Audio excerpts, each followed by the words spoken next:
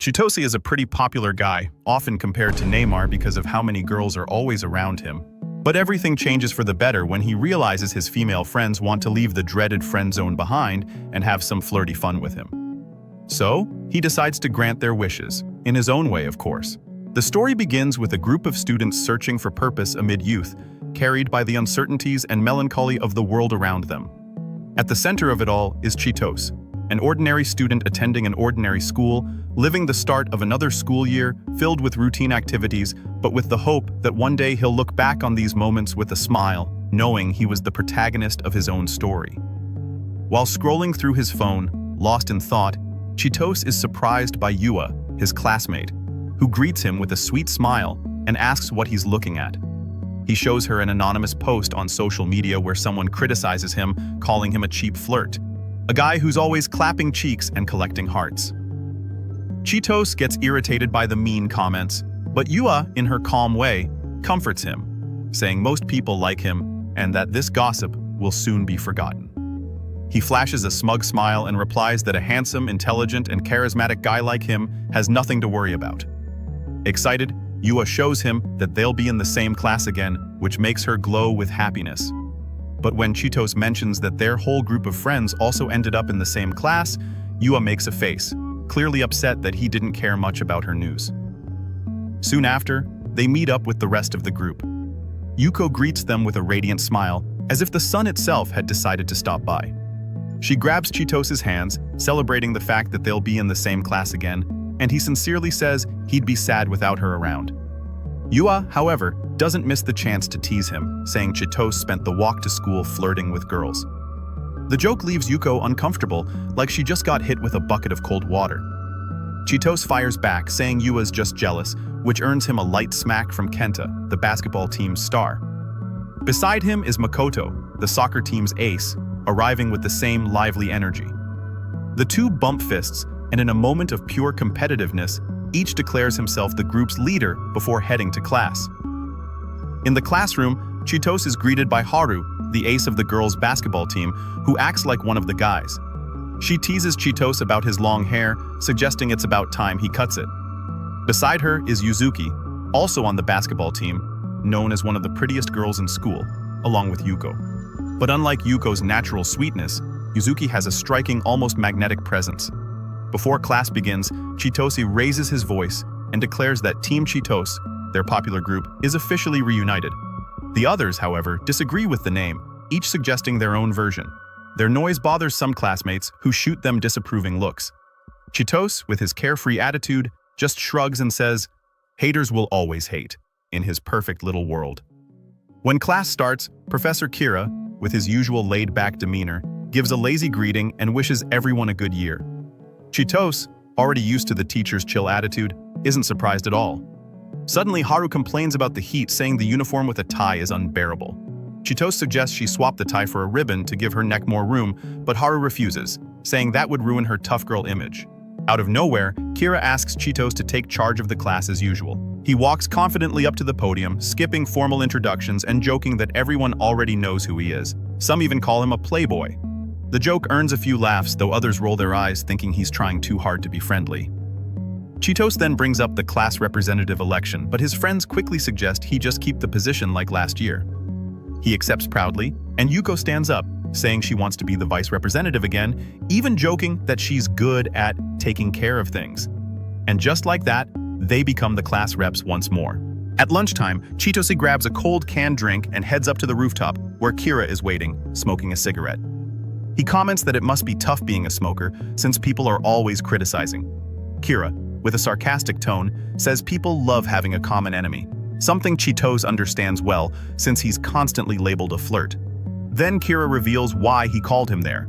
He shows him a picture of a student named Kenta, a lonely otaku who hasn't been to school for 2 semesters. He asks Chitose to convince him to come back. Chitose is confused, not understanding why he was chosen for this mission. When he asks what happens if he refuses, Kira points out that it would ruin his problem-solver image, something Chitose isn't willing to let happen. Determined, he accepts the challenge, convinced that his philosophy of living a beautiful life and enjoying youth must go on. He won't let it end. Later, on his way home, Chitose spots Asuka alone, absorbed in a book. He greets her, and she replies with a shy smile. Noticing the title, Chitose quotes a line from it, surprising her with his knowledge. Asuka is impressed, and the two share a moment of connection, as if last year had left traces that still echo between them. It was the first time they met. Chitose was heading home when he saw a scrawny little boy being cornered by his friends, who were calling him gross. The boy was trapped near the water, with nowhere to run. Chitose was about to step in when suddenly, a silver-haired girl jumped into the scene, leaving him speechless. With a mischievous smile, she said she wanted to join the fun. Instead of fighting, she started splashing around with the boy, completely changing the mood. She even invited the other boys to join in, and in the end, they were all laughing and playing together. When things calmed down, the boys went home happy, friends again. But Asuka, the silver-haired girl, was left drenched. When she noticed Chitose staring, she teased him for looking while she was all wet. Embarrassed, he handed her a towel and asked why she didn't just pull the boy out of the water and scold the others for being cruel. With a spark in her eyes, Asuka explained that she preferred the boys to go home messy and smiling rather than angry and fighting, even if it meant ruining her clothes. Curious, Chitose asked her name. When she replied that it meant the wind of tomorrow, he was instantly captivated. Back in the present, Asuka looks at Chitose and says he's perfectly imperfect, like a beautiful park where fireworks and toys aren't allowed, but it's still lovely just to look at. Suddenly, she throws out a hypothetical question. If she and her closest friend were both drowning, and he only had a kayak for 2 people, who would he save?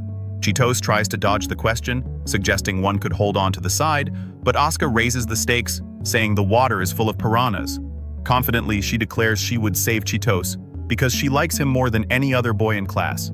He laughs, saying she's terrible at making romantic confessions, but Asuka clarifies that it wasn't a confession. She teases him, saying someone like Chitose wouldn't choose either girl. Instead, he'd put both in the kayak and let himself be eaten by piranhas just because sacrifice seems like the noble choice. Chitose laughs, denying he'd do that, but Asuka insists he's exactly that kind of person, leaving him speechless. That night, Chitose gazes at the moon, lost in thought, wondering if, among millions of people around him, he's truly living his role to the fullest. As he looks at the sky, he wonders if Kenta is staring at the same moon. Little does he know, Kenta keeps his curtains shut, isolated from the world.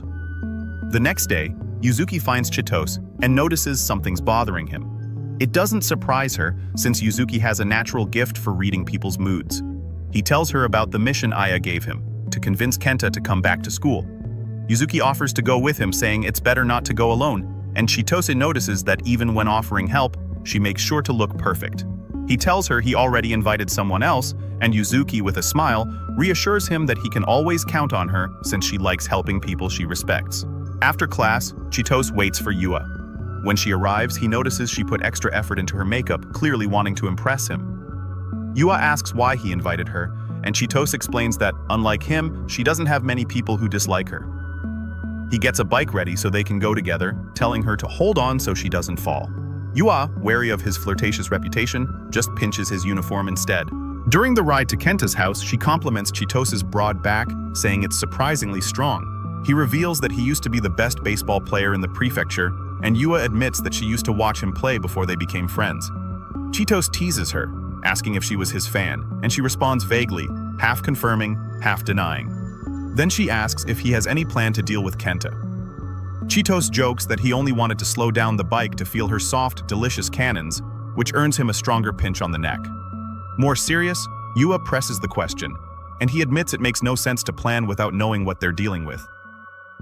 When they arrive at Kenta's house, they talk to his mother through the intercom, explaining who they are and why they're there. Worried, the mother lets them in and confesses that she also doesn't understand why her son stopped going to school. They suggest trying to talk to him, and although the mother fears Kenta might react badly, they reassure her that maybe they can do something for him. When they knock on his bedroom door, Kenta immediately yells at them to go away. When Chitose introduces himself, Kenta calls him the lady killer who charms anyone, which annoys Chitose. Yua steps in to calm him, but when she introduces herself, Kenta recognizes her as one of Chitose's conquests, which makes her furious too. He accuses them of being there only because the teacher sent them. Chitose tries to connect by talking about Kenta's love for light novels, but Kenta mocks them, saying they don't even know legendary works like The Day I Reincarnated as Johnny Sins or My Dad Went Out for Cigarettes. so I had to get involved with my mom to ensure my existence. Yua admits she's not familiar with those light novels and asks Kenta for some recommendations. But he cuts her off, telling her to stop pretending to care and to go slip in the shower. Even so, Yua patiently insists that they should talk. Gradually, Kenta starts to soften, opening up to her. Noticing the moment, Chitose says maybe he should step away, but that only angers Kenta, who takes it as Chitose seeing him as a loser. He assumes Chitose can just have fun with Yua afterward while he stays there humiliated.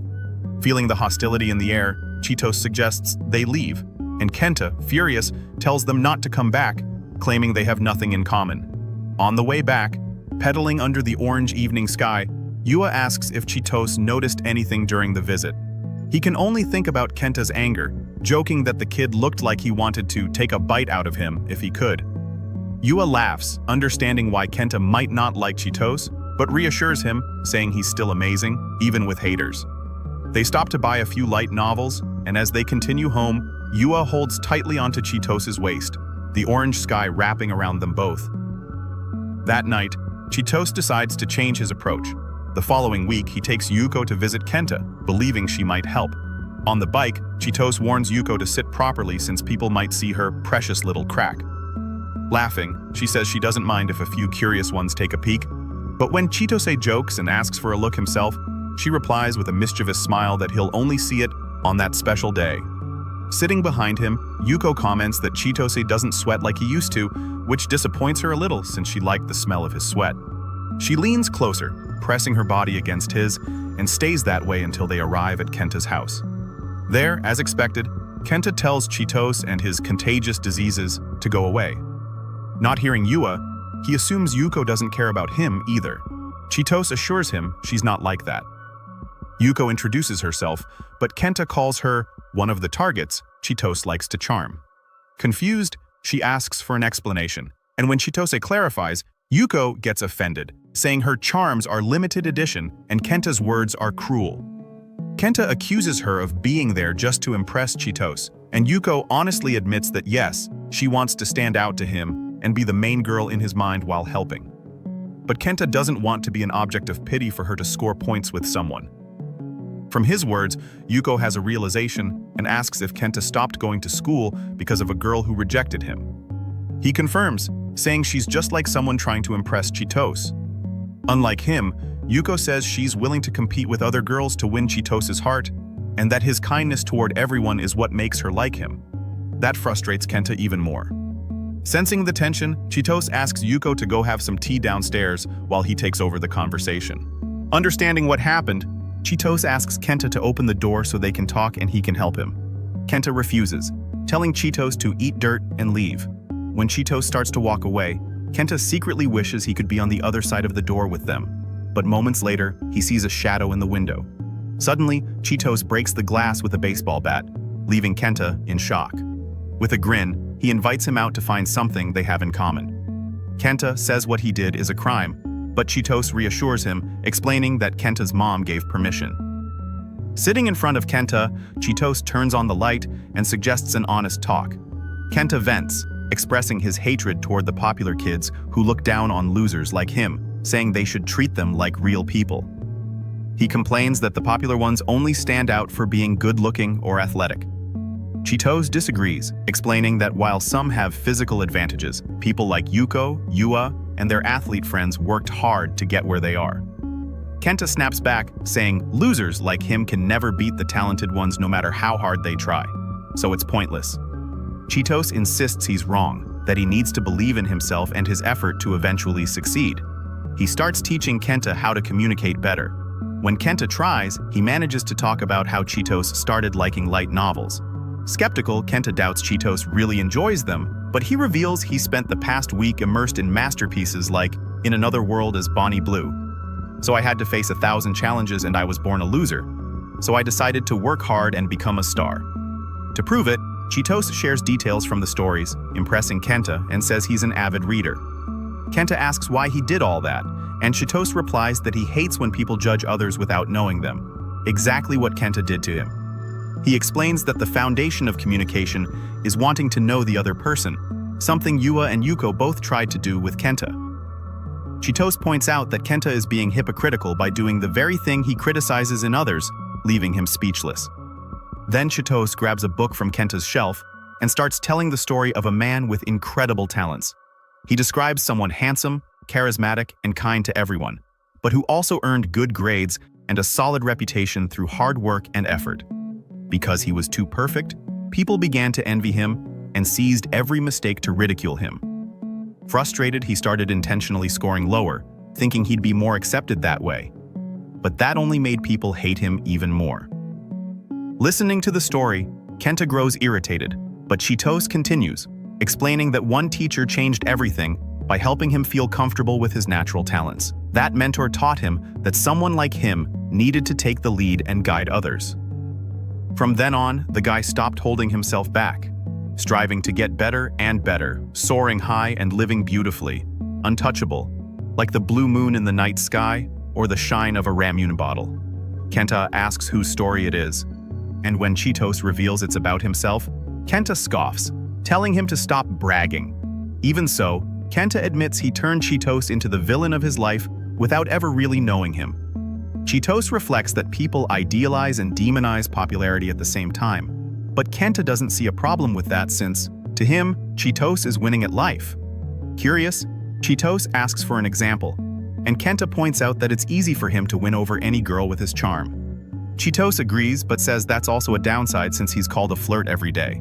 Kenta mentions there will always be people trying to bring them down, and Chitose acknowledges it but assures him his friends are good people. He suggests Kenta focus on himself instead of others' hate. Kenta insists it's easy for Chitose to date, but he counters, saying it's complicated when even his friends have feelings for him, and rejecting them could make him the villain. Then Kenta wants to talk about what happened to him. Relieved that he's opening up, Chitose can already imagine the scene. Kenta confessed his feelings to an otaku classmate, but she cruelly rejected him, saying he wasn't a charming guy, which made him hate her and everyone around her. The two bond over sharing this painful experience, and Yuuko, listening from outside, smiles, happy with the progress. They discuss the next steps, and Kenta says that although he no longer has feelings for Miki, the girl who rejected him, he wants to become popular and asks Chitose to help him. Chitose hesitates, saying he doesn't want to spend all his time with him and that Kenta needs to take charge of his own life. But true to his principles, Chitose agrees to help him for 3 weeks. He asks Kenta what his goals are, and Kenta replies that he wants to show Miki and everyone who mocked him who's really in charge. Chitose supports the motivation, joking that Miki missed her chance to be with an amazing guy like Kenta. However, Kenta admits he's afraid to face Miki, and girls in general. With a teasing smile, Chitose says Kenta still hasn't experienced the softness of a warm embrace. That catches Kenta's attention, and Chitose encourages him to become a better version of himself so that one day he can find his place in the sun. Later, Kenta goes downstairs to apologize to his mother for the trouble and to Yuko for offending her. Yuko, smiling, says it's fine but suggests he take a bath. She even helps by cutting Kenta's hair, while Chitose proposes that the first step is a complete transformation. He puts Kenta on a diet and confiscates his phone, forbidding him from using social media for now. When Kenta asks why, Chitose explains that he needs to understand why attacking people anonymously isn't healthy. Then, Chitose sits with Yuko, who's beaming at the result. He says he just encouraged Kenta to move forward and look for new opportunities. Yuko praises him, saying his attitude makes people like him, just like she does. Then, Chitose asks her not to bring up their past, but Yuko hopes that one day he'll open his heart to her because she has so much to express. The next morning, Kenta is nervous about returning to school after months away. Chitose reassures him, saying nervousness is the first step toward real change. He walks into class with Kenta and introduces him with a light joke, teasing that Kenta disappeared from school because of a broken heart. Despite Kenta's tension, Chitose encourages him to make people laugh. His group of friends joins in, teasing the rejection lightly, which gets some laughs from the class. Kenta feels uneasy, but Chitose explains the difference between jokes and insults, teaching him to distinguish the two. When Professor Aya enters, he sees Kenta and realizes Chitose completed the mission. He gives the class some time to help Kenta readjust. During lunch, the girls get curious about Kenta's meal and he explains that he's on a diet, following Chitose's advice to become more attractive. They ask what happened, and Kenta shares that he was part of an otaku club where he had a crush on Miki. but she chose another guy from the club, better looking and with abs, even after Kenta worked up the courage to confess, which broke his heart. Chitose adds that Mickey called Kenta a fat loser before rejecting him. Everyone shows support, praising his courage for confessing. Later, Makoto confronts Chitose for bringing someone new into the group without warning. He warns that someone like Kenta doesn't change that easily. Chitose, however, disagrees with Makoto and firmly believes Kenta can become a better person. On the rooftop, he sits with Aya, who praises him for completing the mission in style. Thoughtful, Chitose asks what it truly means to live life for oneself. Aya lights a cigarette, reflects for a moment, and replies that most people doubt their own judgment and purpose, always comparing themselves to others or even trying to belittle them. To live fully, he explains, one must trust their own inner compass. That makes Chitose wonder if his is still as steady as before. A week later, Kenta has already lost a few pounds, as if he were following an athlete's regimen. Chitose and Yuko take him shopping for new clothes, wanting to boost his look. They start with glasses, which Yuko thinks make Kenta look cool. After shopping, Yuko suggests stopping by a restaurant where Chitose will meet his friends later. Sitting together, Kenta shows Chitose how Mickey, the girl he used to love, mocked him for inviting her out with other friends even after he had left their group chat. Chitose laughs, finding the situation awkward, and Yuko asks Kenta what he hopes to achieve by reconnecting with friends who abandoned him. Kenta replies that he wants them to see how much he's changed for the better. That gives Yuko an idea. She calls a waiter to take a picture of the three of them. Kenta is amazed when he sees the photo, noticing his transformation, and Yuko points out that they look like best friends. Chitose reinforces that Kenta should always remember the effort he put into improving himself and keep the mindset of never stopping his evolution. Hearing this, Kenta silently promises not to waste his friend's support. Watching Kenta's smile, Chitose thinks to himself that he's amazing for truly changing and hopes that one day Kenta will look back on this moment with pride.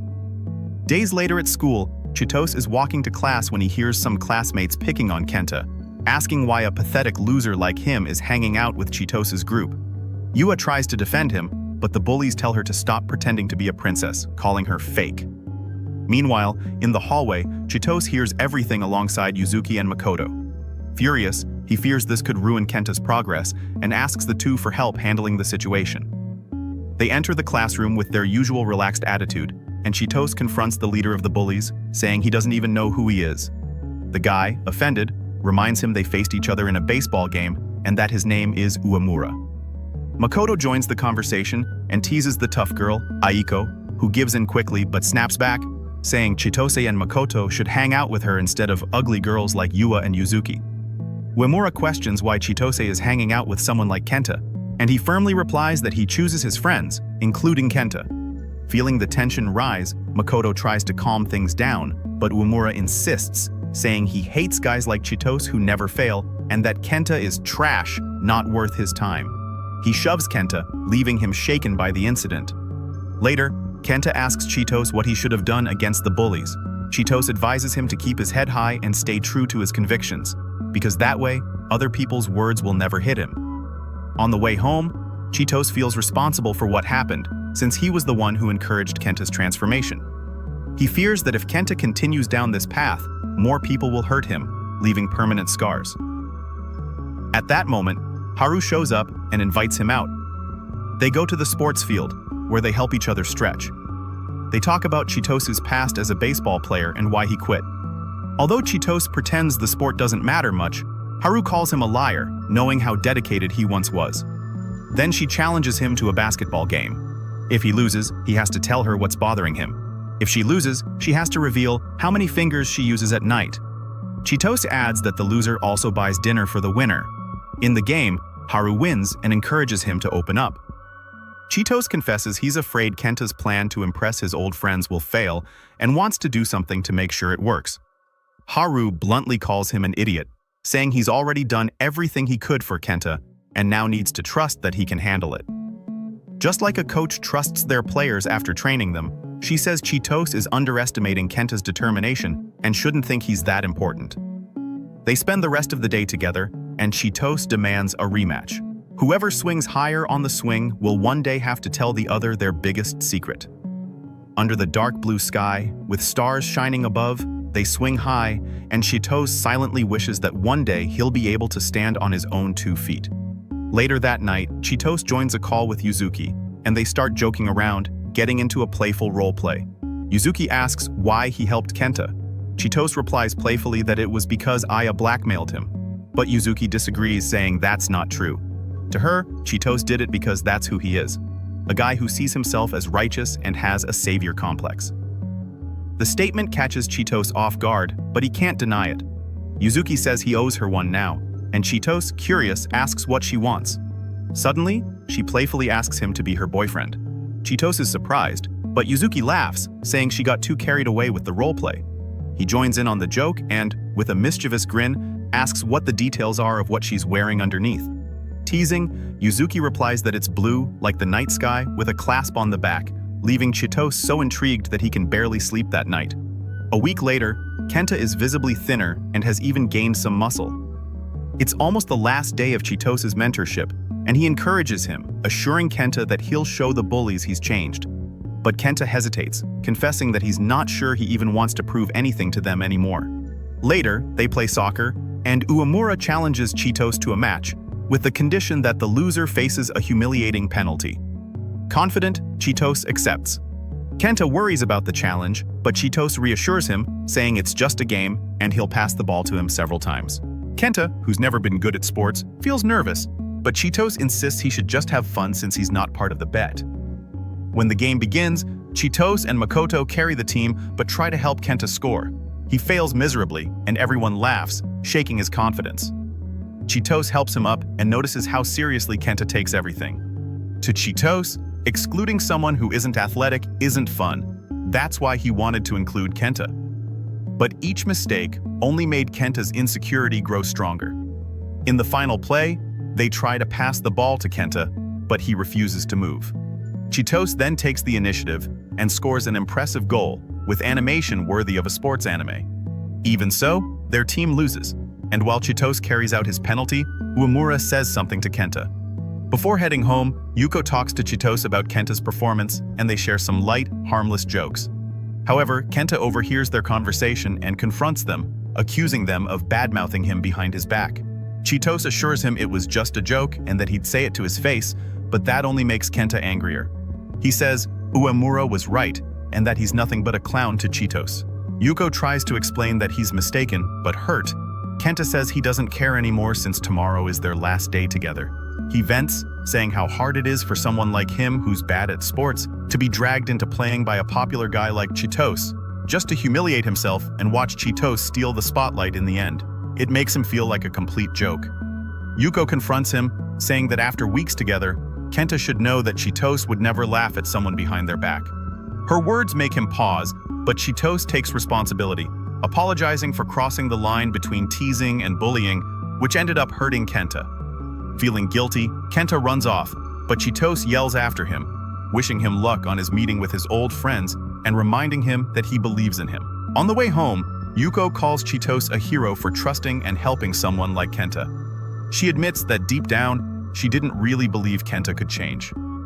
Chitose denies being a hero, but Yuko insists, saying she has a good eye for genuinely good people. Meanwhile, Kenta, acting like a complete idiot, heads to the restaurant, carrying a heavy guilt for the outburst he had with Chitose and Yuko, realizing he just threw away the friendship he had with them. But after 3 intense weeks of training under Chitose's guidance, he refuses to let all of that amount to nothing or to disappoint the guy who made the biggest impact in his life. Inside the restaurant, the girl he loved, Mickey, and the 2 guys who used to hang around with her are left speechless by his transformation and immediately start mocking him. But remembering Chitose's advice, Kenta diffuses the situation by saying he just wanted to become more sociable. They shoot back that a loser like him could never be sociable, but again recalling Chitose's advice, Kenta replies that he's trying, that he wants to feel comfortable in his own skin. Everyone sits down and tries to tear him down, saying that someone like Kenta doesn't belong in a social spot like a cafe and that they've been happier since he left their group. They add that he must have hired Ozik or someone to fix his looks. Kenta says his new friends helped him on his journey. That surprises Mickey, and she asks seriously if he's already forgotten her. Kenta says he's not going to interfere with her romance with Ren anymore. That pisses them off. and Mickey blurts out that she was only nice to him because she felt sorry for a loser like him. They try to convince him that his new friends are just using him. Then Kenta realizes they're talking exactly the way he used to, arrogant and full of hate. But Chitose still reached out to him. Suddenly, Ren, out of jealousy, reveals that even when Kenta was trying to get close to Mickey, he was already sleeping with her behind his back. Then, like a stab to the chest, he shows on his phone that every time Kenta sent sweet messages to Mickey, she forwarded them to Ren, and Ren laughed at his pathetic messages. He adds that it was Ren who dictated what Mickey replied to Kenta, making sure he stayed in love. In other words, Kenta fell for the words coming from Ren's mouth, not Mickey's. Hearing that, Kenta feels the knife of hatred pierce his heart, realizing his first love never truly existed. While everyone laughs at his pain, Kenta understands that this is karma for kicking away the people who genuinely cared about him. In his mind, he just wants to go back to his room, lock himself up like before, with nowhere to go and no one to rely on, apologizing to Chitose and Yuko for failing to change.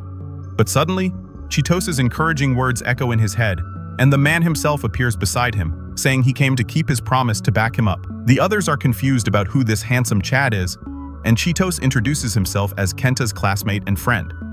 He asks Kenta if he counts as a friend, and Kenta confirms, saying he's way too kind. Ren warns that Kenta is a disgusting otaku, and Chitose replies that he's going with him to Comic-Con. With Chitose's hand on his shoulder, Kenta sees that Chitose is someone who, even when hated by people like he used to be, never abandons others.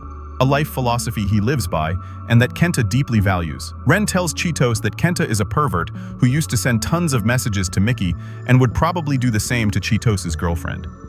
But Chitose doesn't even flinch and asks if Mickey never actually had feelings for Kenta.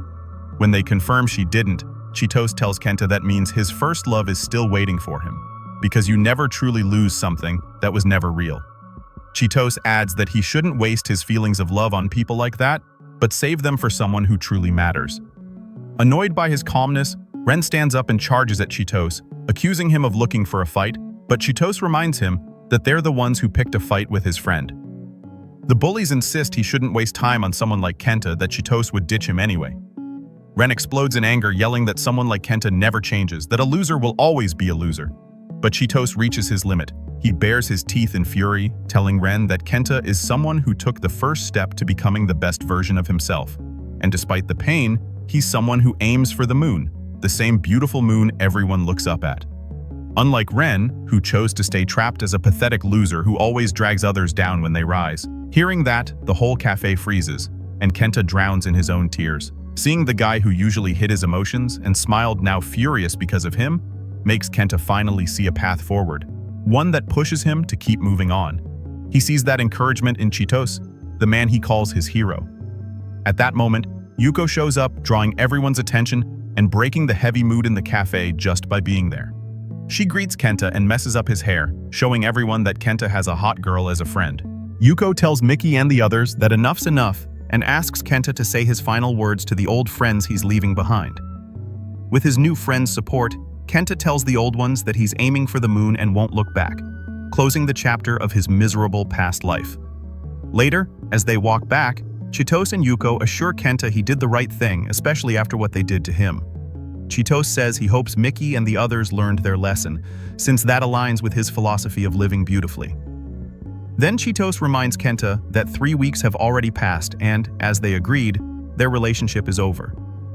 Kenta replies that the day he broke the window was the day Chitose broke open his closed heart.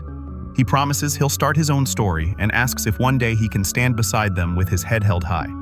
He wants them to be his friends. He expresses his gratitude for everything they've done and says he'll treasure their memories forever. But then both burst out laughing, and Yuko explains that Kenta got it wrong. Chitose meant the end of their teacher-student relationship. They remind him they're already friends. And even though Kenta feels unworthy, they assure him he is indeed their friend, which makes him incredibly happy. Later, Chitose meets Asuka at their usual meeting spot and tells her Kenta's story and how he came out of his shell. Asuka thinks it's a beautiful story and says he's changed a bit. She points out that his idea of being a hero has evolved. He's gone from a normal hero to a complicated one, the warmest to others while being the coldest to himself. He counters that she's the real heroine for helping the bullied boy that day. But she insists that, unlike him, She's just an ordinary girl who shouldn't be put on a pedestal and can't carry as many people as he does. Then she asks if he has plans for the upcoming Golden Week holiday, and Chitose teases her, saying he'll ask her out on a date then. But even though she thinks it would be a lovely day, she insists they stay the way they are now. She's afraid going further might change or ruin what they have. The next day, after closing another chapter, this time with a new friend in Kenta, Chitose bikes to the meetup spot. When he arrives, there's only one person waiting, Yuzuki, who showed up early like him since both hate making others wait. They eat something, joke around, tease each other, but Yuzuki suddenly gets serious and asks Chitose to be her boyfriend. She says they're alike, so they should date. Chitose asks why she even wants a boyfriend, and she answers that, like any girl, she wants to date a hot guy like him. But Chitose knows she's not superficial. He admits they're similar in the way they wear masks to hide their true selves, but hearing that only makes Yuzuki more convinced they're made for each other, and dating someone who lets her be herself is perfect. But Chitose shuts her down, knowing he'd never fall easily for her sweet words like other guys. That makes Yuzuki's heart race, and she teases that he just makes her want him more. After their talk, Yuzuki finally confesses she thinks someone's been following her. When Chitose asks who, she suspects boys from another school called Yakin, which Chitose recognizes as a place full of delinquents. He understands why she needs a boyfriend, and Yuzuki makes it official by asking for two things from him as her boyfriend. One is to be the perfect boyfriend, so the stalker gives up on her, and two is to be ready to deal with the stalker if he tries anything dirty. Chitose warns her that he's never fought in his life, but Yuzuki begs him, saying he's her only hope. When he tries to refuse, she pleads, saying he can do whatever he wants with her, as much as he wants and as many times as he wants. She admits it'll take his time and energy, so she's fine enduring whatever he asks, even if it's something crazy or degenerate, like licking his toes. Hearing that, Chitose agrees to the deal, and knowing she'll do whatever he says, he asks to use her to blow off stress by playing basketball, with sweat and loud moans. They stop for a break, and Yuzuki comments that he's not the kind of guy who cheers girls up, but Chitose reminds her that people like them don't like to be seen as weak. Still, he tells her she can rely on him anytime she needs to. She worries that he won't be there for her, but Chitose assures her that if she calls his name, he'll show up, just like a hero would. The next morning, Yuko is shocked to see Chitose arriving at school with Yuzuki, immediately suspecting something's going on. Then, as a declaration, Yuzuki announces to the entire class that she's dating Chitose, leaving everyone speechless, and Yuko refuses to believe it, saying Yuzuki must be using him for something she needs. Yuko adds that there's no way Yuzuki would actually date Chitose, but Yuzuki snaps back that the same goes for Yuko, which pisses her off. So Yuko decides to try to win him back from Yuzuki. Later, Chitose explains to his friends what's really happening, and they all grow concerned for the two of them. They support the plan and even offer to help keep an eye on Yuzuki's stalker. Then Chitose tells Kaji what's going on, and while the old pervert congratulates him for dating a busty hottie, he also reminds him to be smart about it, and says if he needs help dealing with the stalker, he can count on him. After class, while waiting for Yuzuki to finish basketball practice, a classmate named Hinami approaches him. She asks if the dating rumor is true, and when Chitose confirms, Hinami says they don't suit each other at all. Chitose scolds her for talking bad about people, but Hinami replies that it's better to say things to someone's face than behind their back, and that she'd say it to Yuzuki's face too. Then she asks to exchange contacts, and Chitose agrees. But when Yuzuki leaves practice, Hinami quickly slips away. Yuzuki shows up with Haru, and Haru tells Chitose that Yuko lost her body wipes and needs to borrow Yuzuki's to smell nice for him. Yuzuki gets flustered and tells her to shut up. On the way back, Yuzuki tells Chitose she's sure she packed her wipes. Then they both realize some creep must have broken into the locker room and stolen them, who they suspect is the stalker. To lighten the mood, Chitose jokes that it's weird someone stole the wipes instead of her valuable sweaty towels, or even her peach-patterned underwear, which makes Yuzuki blush. Then Yuzuki suggests they should go on a date like normal couples, but Chitose reminds her she has an important game that weekend, so he proposes she focus on that while he cheers for her like a good boyfriend. He even adds that if she wins, he'll take her on a date and let her do whatever she wants, which fires her up to give it her all. She thanks him, and when he asks why, she doesn't answer. The next day in the library, Yua shows up wearing glasses, surprising Yuzuki. Chitose explains he suggested Yua start wearing contacts since she looks too sexy in glasses, and Yuzuki mentally notes that down after hearing it. At that moment, Chitose spots some students from Yakin outside and warns Yuzuki, which scares her. When she notices them staring at her, Yuzuki clings to Chitose and says she doesn't recognize them. Chitose leaves Yuzuki behind and decides to face the guys alone, all while Yuzuki and the other girls watch. The guys approach Chitose acting friendly and ask him to introduce Yuzuki to them and their seniors. Chitose says that as her boyfriend, he wants Yuzuki all to himself. But the guys tell him there's a rumor that Yuzuki's a slut, so they want to pass her around like a basketball and score a shot. Chitose asks them directly if they're the ones who've been following Yuzuki, which offends them, and they start getting aggressive. One of them tries to act polite by shaking hands but grips tightly, but Chitose squeezes even harder, making him flinch in pain. The others move in on Chitose, saying they'll put him in a wheelchair, but Chitose's friends, Kenta and Kaoru, show up to back him up. The guys freeze when they see them and back off, warning that their senior will come after Chitose later. Afterward, Chitose and Yuzuki sit by the riverside, and she apologizes for making him confront the stalkers and nearly get hurt. He covers her with his jacket while she cries and says he'll wait for the Yuzuki he knows to come back. After calming down, she says she wants to eat katsudon, and he sees she's back to her usual cheerful self. But just to be safe, he teaches her to always kick a guy in the balls, but quickly adds not to test it on him. She helps him put his jacket back on and rests her head against his broad back, whispering that he was amazing and thanking him for protecting her.